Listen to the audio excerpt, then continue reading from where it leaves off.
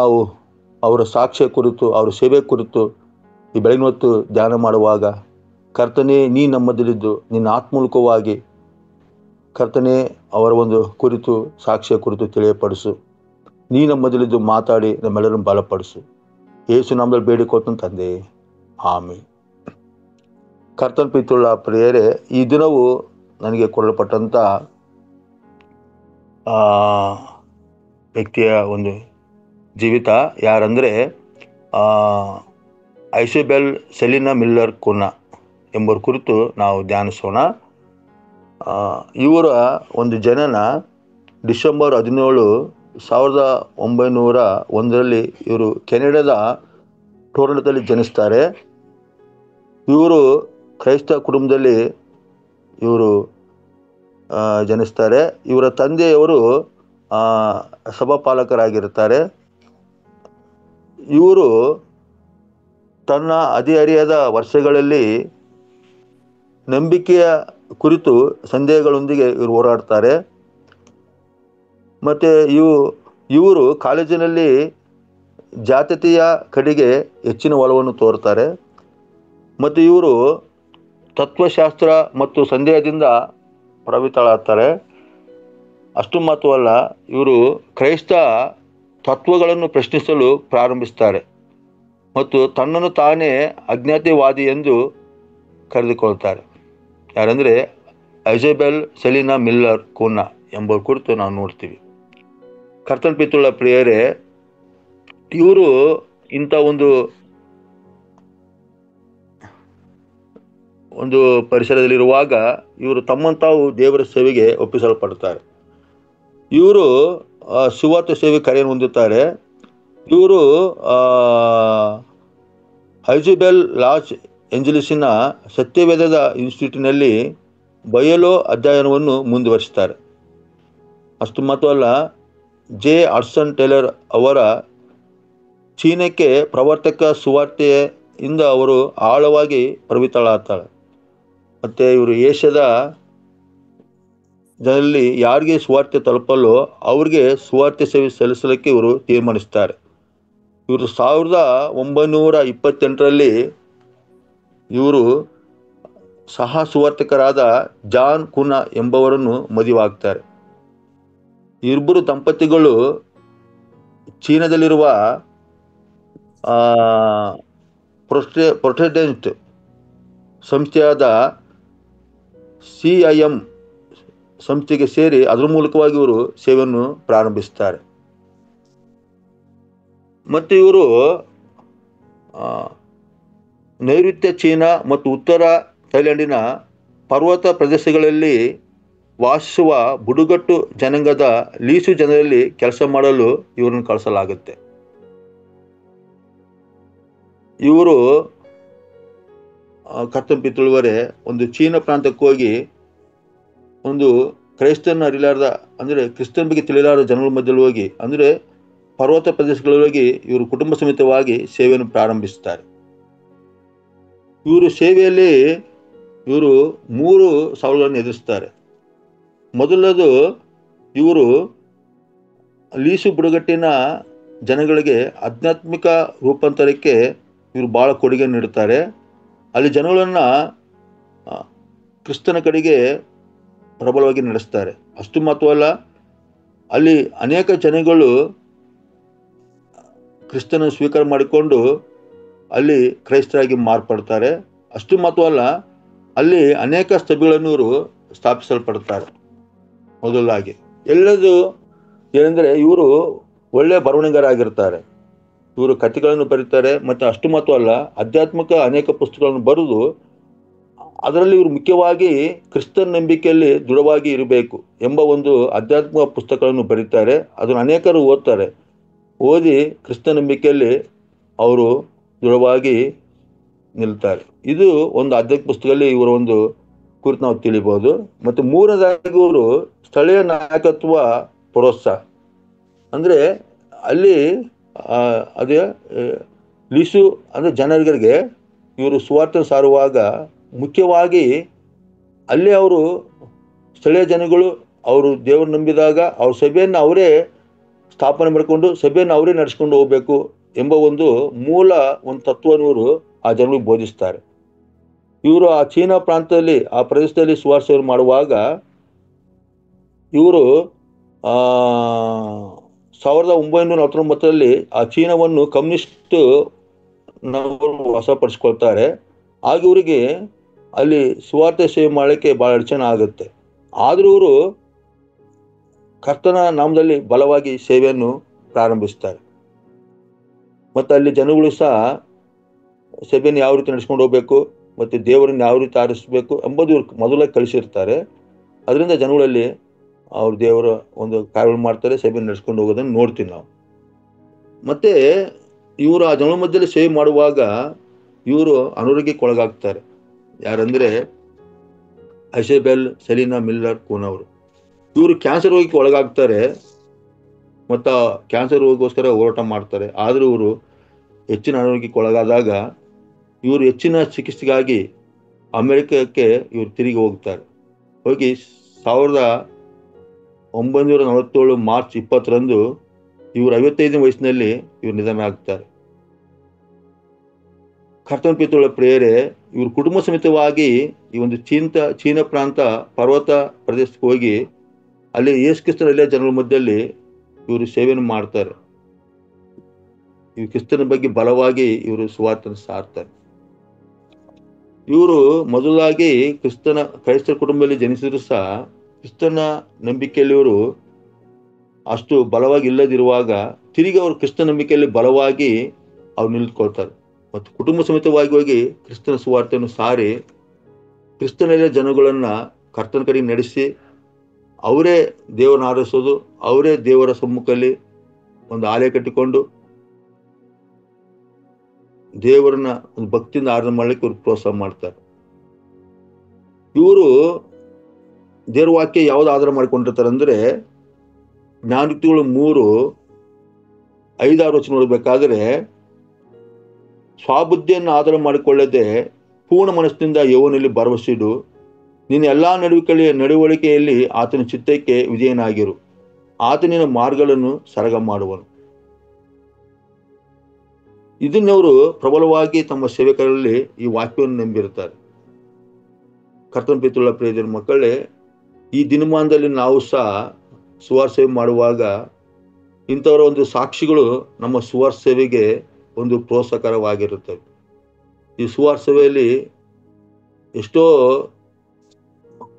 ಕ್ರಿಸ್ತನ ಸುವಾರ್ತಿಕರು ಅನೇಕ ಪ್ರಾಂತಕ್ಕೆ ಹೋಗಿ ಕಷ್ಟಗಳನ್ನು ಅನುಭವಿಸಿ ಸೇವೆಯನ್ನು ಮಾಡಿದ್ದಾರೆ. ಈ ಸುವಾರ್ತೆ ಸೇವೆಗೆ ತಮ್ಮ ಪ್ರಾಣವನ್ನೇ ತ್ಯಾಗ ಮಾಡಿದ್ದಾರೆ. ಅದರಿಂದ ಈ ವಾಕ್ಯ ಧ್ಯಾನಿಸುವಾಗ ನಾವು ನೋಡ್ತೀವಿ, ಜ್ಞಾನೋಕ್ತಿ 3:1-6 ನೋಡಬೇಕಾದರೆ ಈ ವಾಕ್ಯ ಓದ್ತೀನಿ ನಾನು. ಕಂದ, ನನ್ನ ಉಪದೇಶವನ್ನು ಮರೆಯಬೇಡ, ನನ್ನ ಆಜ್ಞೆಗಳನ್ನು ಮನಪೂರ್ವಕವಾಗಿ ನಡೆಸು, ಅವು ನಿನ್ನ ದಿನಗಳನ್ನು ಹೆಚ್ಚಿಸಿ ನಿನ್ನ ಆಯುಷ್ಯವನ್ನು ವೃದ್ಧಿಗೊಳಿಸಿ ನಿನಗೆ ಸುಕ್ಷೇಮವನ್ನು ಉಂಟು ಮಾಡುವವು. ಪ್ರೀತಿ ಸತ್ಯತೆಗಳು ನಿನ್ನನ್ನು ಬಿಡದಿರಲಿ, ಅವುಗಳಿನ ಕೊರಳಿಗೆ ಕಟ್ಟು, ನಿನ್ನ ಹೃದಯದ ಅಲಿಗೆಯಲ್ಲಿ ಅವುಗಳನ್ನು ಬರಿ. ಇದರಿಂದ ನೀನು ದೇವರ ಮಾತು ಮತ್ತು ಮನುಷ್ಯರ ದಯೆಯನ್ನು ಸಮ್ಮತಿಯನ್ನು ಪಡೆದುಕೊಳ್ಳುವೆ. ಸ್ವಬುದ್ಧಿಯನ್ನು ಆಧಾರ ಮಾಡಿಕೊಳ್ಳದೆ ಪೂರ್ಣ ಮನಸ್ಸಿನಿಂದ ದೇವರಲ್ಲಿ ಭರವಸೆಯಿಡು, ನಿನ್ನ ಎಲ್ಲ ನಡವಳಿಕೆಯಲ್ಲಿ ಆತನ ಚಿತ್ತಕ್ಕೆ ವಿಧೇಯನಾಗಿರು, ಆತನ ಮಾರ್ಗಗಳನ್ನು ಸರಳ ಮಾಡುವನು. ಈ ಒಂದು ವಾಕ್ಯವು ಇವ್ರ ಜೀವಿತದಲ್ಲಿ ಬಹಳ ಕಾರ್ಯ ಮಾಡುತ್ತೆ. ಈ ದಿನ ಕರ್ತನ ಪ್ರೀತಿಯುಳ್ಳವರೇ, ನಮ್ಮ ಸೇವೆ ಒಂದು ಕಾರ್ಯಗಳಲ್ಲಿ, ನಮ್ಮ ಸೇವೆ ಜೀವಿತದಲ್ಲಿ ನಾವು ಇಂಥವರ ಸಾಕ್ಷಿಯನ್ನು ಕೇಳುವಾಗ ನಾವು ಇನ್ನು ಹೆಚ್ಚಾಗಿ ಸೇವೆ ಮಾಡಲಿಕ್ಕೆ ನಮಗೆ ಬಲ ಸಿಗುತ್ತದೆ. ನಾವು ಸೇವೆ ಮಾಡುವಾಗ ನಮ್ಮೆಲ್ಲ ಒಂದು ಜೀವಿತವನ್ನು ದೇವರ ಮೇಲೆ ಆಧಾರ ಮಾಡಿಕೊಳ್ಬೇಕು. ನಮ್ಮ ಒಂದು ಆಲೋಚನೆ, ನಮ್ಮ ಒಂದು ಜ್ಞಾನ, ನಮ್ಮ ಒಂದು ಶಕ್ತಿ ನಾವು ಸುವಾರ್ತೆಯಲ್ಲಿ ಉಪಯೋಗ ಮಾಡಿಕೊಳ್ಳದೆ ದೇವರ ಒಂದು ಜ್ಞಾನವನ್ನು, ದೇವರ ಒಂದು ಬಲವನ್ನು, ದೇವರ ಒಂದು ಆಶೀರ್ವಾದವನ್ನು ನಾವು ಪಡ್ಕೊಂಡು ಮುಂದೆ ಹೋಗ್ಬೇಕು. ಯಾಕಂದ್ರೆ ಇಲ್ಲಿ ಹೇಳ್ತಿದೆ, ಪೂರ್ಣ ಮನಸ್ಸಿನಿಂದ ನಾವು ದೇವರಲ್ಲಿ ಭರವಸೆ ಇಡಬೇಕು. ನಾವು ಯಾವಾಗ ಪೂರ್ಣ ಮನಸ್ಸಿನಿಂದ ದೇವರಿಗೆ ಭರವಸೆ ಇಡ್ತೀವೋ ಆಗ ದೇವರು ಖಂಡಿತವಾಗಲು ನಮ್ಮ ಜೀವಿತವನ್ನು ಉತ್ತಮ ನಡೆಸಲಿಕ್ಕೆ ಶಕ್ತನಾಗುತ್ತಾನೆ. ಮತ್ತೆ ನಮ್ಮೆಲ್ಲಾ ನಡವಳಿಕೆಯಲ್ಲಿಯೂ ದೇವ ಚಿತ್ತಕ್ಕೆ ವಿಧೇಯರಾಗಿರ್ಬೇಕು. ನಾವು ಮಾಡುವ ಕಾರ್ಯಗಳು ಅವು ದೇವ ಚಿತ್ತಾನುಸಾರವಾಗಿರ್ಲಿಕ್ಕೆ ನಾವು ಒಪ್ಪಿಸಲ್ಪಡ್ಬೇಕು. ಯಾಕಂದ್ರೆ ನಮ್ಮಲ್ಲಿ ಎಷ್ಟೋ ಆಲೋಚನೆ ಇರ್ತವೆ, ನಮ್ಮ ಒಂದು ಯೋಚನೆಗಳು ಬೇರೆ ಆಗಿರ್ತವೆ. ಆದರೆ ಎಲ್ಲವನ್ನು ನಾವು ದೇವರು ಒಪ್ಪಿಸಿ ದೇವರ ಆಲೋಚನೆಗೆ, ದೇವರ ಯೋಚನೆಗೆ, ಆತನ ಚಿತ್ತಕ್ಕೆ ಒಳಗಾಗಿ ನಾವು ಸೇವೆ ಮಾಡುವಾಗ ದೇವರು ನಮ್ಮ ನಡೆಸಲಿಕ್ಕೆ ಶಕ್ತನಾಗ್ತಾನೆ. ಅಷ್ಟು ಮಾತ್ರ ಅಲ್ಲ, ಆತನೇ ನಮ್ಮ ಮಾರ್ಗಗಳನ್ನು ಸರಗ ಮಾಡ್ತಾನೆ. ಇದನ್ನೇ ಈ ಐಜಬೆಲ್ ಮತ್ತೆ ಸೆಲಿನಾ ಮಿಲ್ಲರ್ ಅವರ ಒಂದು ಪ್ರಬಲವಾದ ವಾಕ್ಯವಾಗಿತ್ತು. ಇವತ್ತು ನಾವು ಸೇವೆ ಮಾಡುವಾಗ ನಮ್ಮ ಜೀವಿತದಲ್ಲಿ ಸಹ ಎಷ್ಟೋ ಕಷ್ಟಗಳು, ಸಮಸ್ಯೆಗಳು ಬರ್ತವೆ, ತೊಂದರೆಗಳು ಬರ್ತವೆ.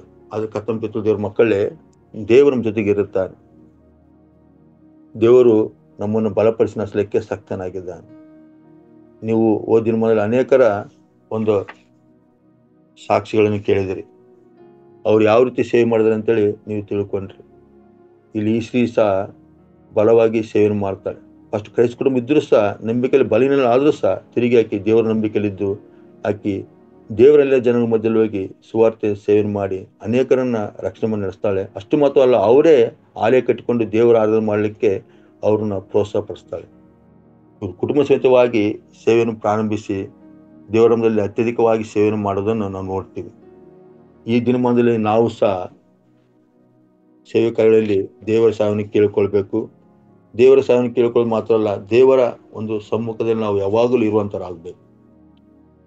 ದೇವರ ವಾಕ್ಯವನ್ನು ಕೇಳಬೇಕು, ದೇವರ ವಾಕ್ಯವನ್ನು ಜೀವಿತ ಅಳಿಸ್ಕೊಳ್ಬೇಕು, ದೇವರ ವಾಕ್ಯ ಜನಗಳಿಗೆ ನಾವು ಬೋಧಿಸಬೇಕು, ದೇವರ ವಾಕ್ಯದ ಮಾರ್ಗದಲ್ಲಿ ಜನ ನಡೆಸಲಿಕ್ಕೆ ನಾವು ಯಾವಾಗಲೂ ಸಿದ್ಧರಿರ್ಬೇಕು. ನಾವು ಸುವಾರ್ತೆ ಸೇವೆ ಮಾಡುವಾಗ ನಮಗೆ ತೊಂದರೆಗಳು ಬರ್ತವೆ. ನೋಡಿ, ಒಂದು ಸ್ತ್ರೀ ಕ್ಯಾನ್ಸರ್ ರೋಗಕ್ಕೆ ಒಳಗಾದ್ರು. ಆದ್ರೆ ದೇವರ ಸೇವೆಯನ್ನು ಇವರು ಆ ರೋಗದಲ್ಲಿರುವಾಗ ಸಹ ಬಲವಾಗಿ ಮಾಡಿದರು. ಅದರಿಂದ ಸುವಾರ್ತೆ ಸೇವೆ ಮಾಡುವಾಗ ನಾವು ಕಷ್ಟಗಳು, ಸಮಸ್ಯೆಗಳು ನಮ್ಮ ಜೊತೆ ಎದುರಿಸುವಾಗ ಒಂದು ನಾವು ತಿಳ್ಕೊಬೇಕು, ದೇವರ ವಾಕ್ಯವನ್ನು ಆಧಾರ ಮಾಡಿಕೊಳ್ಬೇಕು. ದೇವರಿದ್ದಾನೆ, ದೇವರ ನಮ್ಮನ್ನು ಕೈ ಬಿಡಲಾರ, ದೇವರ ಕೈ ನಡೆಸಲಿಕ್ಕೆ ನಮ್ಮ ಶಕ್ತನಾಗಿದ್ದಾನೆ ಅಂತೇಳಿ ನಾವು ವಿಶ್ವಾಸದಿಂದ ಮುಂದೆ ಹೋಗ್ಬೇಕು. ಇಲ್ಲಿ ಹೇಳ್ತಿದೆ ಜ್ಞಾನೋಕ್ತಿ 3:3 ಪ್ರೀತಿ ಸತ್ಯತೆಗಳು ನಿನ್ನನ್ನು ಬಿಡದಿರಲಿ, ಅವಳು ನಿನ್ನ ಕೊರಳಿಗೆ ಕಟ್ಟು. ಕಟ್ಟಂಪಿತಿಳುವರೆ, ಈ ಲೋಕದಲ್ಲಿ ಕ್ರಿಸ್ತನ ಪ್ರೀತಿಯನ್ನು ನಾವು ಸಾರಲಿಕ್ಕೆ ಯಾವಾಗಲೂ ಸಿದ್ಧರಿರ್ಬೇಕು. ಅವು ಹೇಗಿರ್ಬೇಕಂದ್ರೆ, ನಮ್ಮ ಕೊರಳಿಗೆ ಹೇಗೆ ಒಂದು ಬೆಲೆಯುಳ್ಳ ಒಂದು ಗೋಲ್ಡ್ ಮಾಲೆ ಆಗಿರುತ್ತೋ ಆ ರೀತಿ ದೇವರ ಒಂದು ಪ್ರೀತಿಯ ಸಂದೇಶವನ್ನು ಜನಗಳು ಸಾರಲಿಕ್ಕೆ ನಾವು ಯಾವಾಗಲೂ ಸಿದ್ಧರಿರ್ಬೇಕು. ಅದು ಹೇಳಕ್ಕೆ ಯಾವಾಗಲೂ ನಾವು ಹಿಂಜರಿಬಾರ್ದು. ನಮ್ಮ ಎಲ್ಲ ದಿನಗಳು ಕರ್ತನಿಗೆ ಒಪ್ಪಿಸಬೇಕು. ಪ್ರತಿದಿನವೂ ಕರ್ತನೆ, ನಾನು ನಿನ್ನ ಕಾರ್ಯಗಳನ್ನು ಮಾಡಬೇಕು ದೇವರೇ. ಪ್ರತಿದಿನವೂ ನಾಮನ್ನು ಮಹಿಮೆಪಡಿಸ್ಬೇಕು.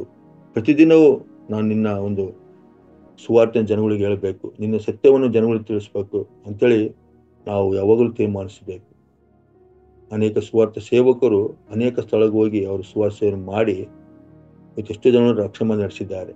ಅದರಿಂದ ಕರ್ತನ ತಿಳುವರೆ, ಈ ವಾಕ್ಯ ಹೇಳಿದ ಹಾಗೆ ನಾವು ಮನಪೂರ್ವಕವಾಗಿ ದೇವರ ಕಾರ್ಯಗಳನ್ನು ಮಾಡಬೇಕು. ಪ್ರತಿದಿನವೂ ಪ್ರತಿ ಕ್ಷಣವೂ ನಮ್ಮನ್ನು ನಾವು ದೇವರು ಒಪ್ಪಿಸಲ್ಪಟ್ಟವರಾಗಿ ಆತನ ಚಿತ್ತ ಏನಿದೋ ಅದು ತಿಳ್ಕೊಂಡು ನಾವು ಲೋಕದಲ್ಲಿ ಜೀವಿಸ್ಬೇಕು. ಅದು ದೇವರ ಮುಂದೆ ಬಯಸ್ತಾನೆ. ದೇವರ ಚಿತ್ತಕ್ಕೆ ನಾವು ಯಾವಾಗ ಒಳಗಾಗ್ತೀವೋ ಆ ಖಂಡಿತವಾಗಿ ಕರ್ತನ ತಿಳುವರೆ ಅವೆಲ್ಲ ಕಾರ್ಯಗಳು ಒಳ್ಳೇದಾಗಿರುತ್ತೆ ಎಂಬುದು ನಾವು ದೇವರ ವಾಕ್ಯದಲ್ಲಿ ನೋಡ್ತೀವಿ. ತಿಳಿಯುತ್ತದೆ, ಪೂರ್ಣ ಮನಸ್ಸಿನಿಂದ ಅಂದ್ರೆ ನೋಡಿ ಕರ್ತನ ಪೂರ್ಣ ಮನಸ್ಸು ನಾವು ದೇವರಲ್ಲಿ ಇರಬೇಕು. ಯೇಸು ಹೇಳ್ತಾನೆ, ಪೂರ್ಣ ಮನಸ್ಸಿನಿಂದ, ಪೂರ್ಣ ಬುದ್ಧಿಯಿಂದ, ಪೂರ್ಣ ಹೃದಯದಿಂದ, ಪೂರ್ಣ ಬಲದಿಂದ ನನ್ನನ್ನು ಆರೈಸಿದಂತ. ನಾವು ಯಾವಾಗ ಪೂರ್ಣ ಮನಸ್ಸಿನಿಂದ ದೇವರಲ್ಲಿ ಭರವಸೆಯಿರ್ತೀವೋ ಆಗ ದೇವರು ಖಂಡಿತವಲ್ಲೂ ನಮ್ಮನ್ನು ಅನುದಿನ ಬಲಪಡಿಸಿ ನಡೆಸಲಿಕ್ಕೆ ಶಕ್ತನಾಗಿರ್ತಾನೆ. ಇವರು ಸೇವೆಕಾರರು ನೋಡ್ಬೇಕಾದ್ರೆ ಕುಟುಂಬ ಸಮೇತವಾಗಿ ಇವರು ಸೇವೆ ಮಾಡಿದಾಗ ಎಷ್ಟೋ ಕಷ್ಟಗಳು ಎದುರಾದವು ಇವರಿಗೆ. ಆ ಕಷ್ಟಗಳನ್ನು ಮಾಡಿದ್ರು ದೇವರ ನಮ್ಮನ್ನು ಎದುರಿಸುತ್ತಾ ಅನೇಕರನ್ನು ಕರ್ತನ ಕಡೆ ನಡೆಸಿದರು. ಸುವಾರ್ತೆ ತಲುಪಲಾದ ಸ್ಥಳಕ್ಕೆ ಹೋಗಿ ಇವರು ಸುವಾರ್ತೆಯನ್ನು ತಲುಪಿಸಿದರು. ಅದರಿಂದ ಇವತ್ತು ದೇವರ ಸೇವೆ ಮಾಡುತ್ತಾ ನಾವು ಸಹ ಅನೇಕರು ಸಂಧಿಸ್ತೀವಿ, ಕ್ರೈಸ್ತರು ಸಂಧಿಸ್ತೀವಿ, ಕ್ರೈಸ್ತ ಅಲ್ಲದನ್ನು ಸಂಧಿಸ್ತೀವಿ. ಆದರೆ ಒಂದು ನಾವು ದೇವರ ಒಂದು ಚಿತ್ತಾನುಸಾರವಾಗಿ ನಾವು ಜೀವಿಸುವಾಗ, ದೇವರ ವಾಕ್ಯಗಳನ್ನು ಜನರ ಮಧ್ಯದಲ್ಲಿ ಹೋಗಿ ನಾವು ಸಾರುವಾಗ ಕರ್ತನು ಖಂಡಿತವಾಗಲು ಅಲ್ಲಿ ಜೊತೆಗಿದ್ದು ನಡೆಸಲಿಕ್ಕೆ ಶಕ್ತನಾಗಿರ್ತಾನೆ. ಅದರಿಂದ ಕರ್ತನ ತಿಳುವರೆ, ಈ ದಿನಮಾನದಲ್ಲಿ ನಾವು ದೇವರ ಸೇವೆಯನ್ನು ಯಾವ ರೀತಿ ಮಾಡ್ತಿದ್ದೀವೋ ನಮ್ಮನ್ನು ನಾವು ಪರಿಶೀಲಿಸಿಕೊಳ್ಬೇಕು. ನಮ್ಮ ಒಂದು ಬುದ್ಧಿಯನ್ನು ಉಪಯೋಗ ಮಾಡ್ಕೊತಿದ್ದೀವೋ, ನಮ್ಮ ಒಂದು ಮನಸ್ಸಿನಲ್ಲಿ ನಾವು ಯೋಚನೆ ಮಾಡ್ತಿದ್ದೀವೋ, ಮತ್ತು ನಮ್ಮ ನಡವಳಿಕೆಯಲ್ಲಿ ನಾವು ಹೋಗ್ತಿದ್ದೀವೋ ನಮ್ಮನ್ನು ಪರಿಶೀಲಿಸ್ಕೊಳ್ಬೇಕು. ಪ್ರತಿದಿನ ನಾವು ದೇವರ ಒಂದು ಚಿತ್ತಕ್ಕೆ ಒಳಗಾಗಿ ಆತನ ಹೇಳುವ ಮಾರ್ಗದಲ್ಲಿ ನಾವು ನಡೆಯುತ್ತಾ ಆತನ್ನೇ ಆಧಾರ ಮಾಡಿಕೊಂಡು ಆತನಲ್ಲಿ ಭರವಸೆಟ್ಟು ನಾವು ಸೇವೆ ಮಾಡುವಾಗ ಸೇವೆಯಲ್ಲಿ ಬರುವಂಥ ಎಲ್ಲ ಅಡಚಣೆಗಳನ್ನು ದೇವರು ಪರಿಹಾರ ಮಾಡಿ ನಮ್ಮ ಉತ್ತಮ ರೀತಿ ನಡೆಸಲಿಕ್ಕೆ ಶಕ್ತನಾಗ್ತಾನೆ. ಅದರಿಂದ ನಾವು ಯಾವಾಗಲೂ ದೇವರ ಪ್ರೀತಿಯಲ್ಲಿ ನೆಲೆಗೊಳ್ಳೋಣ, ದೇವರ ಸುವಾರ್ತೆಯನ್ನು ಜನರಿಗೆ ಸಾರೋಣ, ದೇವರನ್ನೇ ನಾವು ಆಧಾರ ಮಾಡಿಕೊಳ್ಳೋಣ, ದೇವರಲ್ಲಿ ಭರವಸೆಯುಳ್ಳವರಾಗೋಣ. ದೇವರು ಖಂಡಿತವಾಗಿ ನಮ್ಮನ್ನು ಕೈ ಬಿಡಲಾರ, ಕೈ ನಡೆಸಲಿಕ್ಕೆ ಶಕ್ತನಾಗಿದ್ದಾನೆ. ಪ್ರತಿ ದಿನವೂ ನಮ್ಮನ್ನು ನಾವು ದೇವರು ಒಪ್ಪಿಸಿಕೊಳ್ಳೋಣ. ದೇವರು ವಾಕ್ಯತಿದೆ ಜ್ಞಾನೋಕ್ತಿ 3:1 ಕಂದ, ನನ್ನ ಉಪದೇಶವನ್ನು ಮರೆಯಬೇಡ, ನನ್ನ ಆಜ್ಞೆಗಳನ್ನು ಮನಪೂರ್ವಕವಾಗಿ ನಡೆಸು. ನಾವು ದೇವರ ವಾಕ್ಯಗಳನ್ನು ಮರೆಯಬಾರದು, ದೇವರ ಆಜ್ಞೆಗಳಿಗೆ ಒಳಗಾಗಬೇಕು. ಯೇಸು ಹೇಳ್ತಾನೆ, ನನ್ನ ಆಜ್ಞೆಗಳನ್ನು ಕೈಗೊಂಡು ನಡೆಯುವವನು ನನ್ನನ್ನು ಪ್ರೀತಿಸುತ್ತಾನೆ, ನನ್ನನ್ನು ಪ್ರೀತಿಸುವವನು ನನ್ನ ತಂದೆಗೆ ಪ್ರಿಯನಾಗಿರ್ತಾನೆ ಅಂತೇಳಿ ಯೋಹನ ಬರೆಸುವಾರ್ತೆ 14ರಲ್ಲಿ ನಾವು ನೋಡ್ತೀವಿ. ಅದರಿಂದ ಕರ್ತನ ಪ್ರೀತಿಯಲ್ಲಿ ದೇವ್ರ ಮಕ್ಕಳೇ, ದೇವರ ಆಜ್ಞೆಯನ್ನು ಕೈಗೊಂಡು ನಡೆಯೋದಾದರೆ ನಾವು ದೇವರನ್ನು ಪ್ರೀತಿಸ್ತೀವಿ. ದೇವರ ಪ್ರೀತಿ ನಮ್ಮಲ್ಲಿದ್ದರೆ ನಾವು ಲೋಕ ಜನರನ್ನು ಪ್ರೀತಿಸ್ತೀವಿ. ಲೋಕ ಜನರನ್ನ ಕ್ರಿಸ್ತನ ಪ್ರೀತಿಯಲ್ಲಿ ನಡೆಸಲಿಕ್ಕೆ ನಾವು ಶಕ್ತರಾಗ್ತೀವಿ. ಅದರಿಂದ ಈ ದಿನಮಾನದಲ್ಲಿ ದೇವರ ಸುವಾರ್ತೆಯಲ್ಲಿ, ದೇವರ ಕೊಟ್ಟ ಜ್ಞಾನದಲ್ಲಿ ನಾವು ದೇವರ ಸುವಾರ್ತೆಯನ್ನು ಮಾಡೋಣ. ನಮಗೆ ಕೊರತೆಗಳಿದ್ದಾವೆ, ಸಮಸ್ಯೆಗಳಿದ್ದಾವೆ, ಆದರೆ ದೇವರು ಆ ಕೊರತೆಗಳನ್ನು ಬಲ್ಲತನಾಗಿರ್ತಾನೆ, ಆ ಸಮಸ್ಯೆಗಳನ್ನು ಬಲ್ಲತನಾಗಿರ್ತಾನೆ. ಆತನೇ ನಮ್ಮ ಮಾರ್ಗಗಳನ್ನು ಸರಳ ಮಾಡ್ತಾನೆ. ನಾವು ಮಾಡೋ ಒಂದೇ ಕಾರ್ಯ, ನಾವು ಈ ದೇವರಲ್ಲಿ ಭರವಸೆಯುಳ್ಳವರಾಗಿರೋಣ, ದೇವರಲ್ಲಿ ಭರವಸೆಟ್ಟು ಮುಂದೆ ಹೋಗೋಣ. ದೇವರು ನಮ್ಮ ನಡೆಸಲಿಕ್ಕೆ ಶಕ್ತನಾಗಿರ್ತಾನೆ. ಈ ದಿನವು ಐಜಾಬೆಲ್, ಸೆಲೀನಾ ಮಿಲ್ಲರ್ ಪುನಃ ಇವರ ಒಂದು ಕುಟುಂಬ ಸಹಿತ ಮಾಡಿದ ಸೇವೆಯನ್ನು ನಾವು ಧ್ಯಾನಿಸಿದ್ದೀವಿ. ಕರ್ತನ ಪ್ರೀತಿಯವರೇ, ಕ್ರಿಸ್ತನಲ್ಲಿ ಜನಗಳಿಗೆ ಹೋಗಿ ಅವ್ರು ಕ್ರಿಸ್ತನ ಸುವಾರ್ತೆಯನ್ನು ಸಾರಿ ಅಲ್ಲಿ ಸಭೆಗಳನ್ನು ಸ್ಥಾಪನೆ ಮಾಡಿದರು. ಆ ರೀತಿ ಈ ದಿನವೂ ಸಹ ದೇವರು ನಮಗೆ ಸುವಾರ್ತೆ ಸೇವೆಯನ್ನು ಕೊಟ್ಟಿದ್ದಾನೆ. ಎಷ್ಟೋ ಭಾಗ್ಯಶಾಲಿಗಳು. ಈ ಸುವಾರ್ತೆ ಸೇವೆಯನ್ನು ನಾವು ದೇವರ ಮೇಲೆ ಆತ್ಕೊಂಡು ಮಾಡೋಣ. ಅದೇ ತಾನೇ ನಾವು ಯಾವಾಗಲೂ ದೇವರ ಭರವಸೆ ಇಡೋಣ, ದೇವರ ಚಿತ್ತಕ್ಕೆ ವಿಧೇಯರಾಗೋಣ. ದೇವರು ನಮ್ಮ ಮಾರ್ಗವನ್ನು ಸರಳ ಮಾಡಿ ಉತ್ತಮ ನಡೆಸಲಿಕ್ಕೆ ಶಕ್ತನಾಗಿರ್ತಾನೆ. ದೇವರು ಈ ಒಂದು ವಾಕ್ಯ ಭಾಗನ ಆಶೀರ್ವಾದ ಮಾಡಲಿ. ಆಮೇಲೆ ಪ್ರಾರ್ಥನೆ ಮಾಡೋಣ.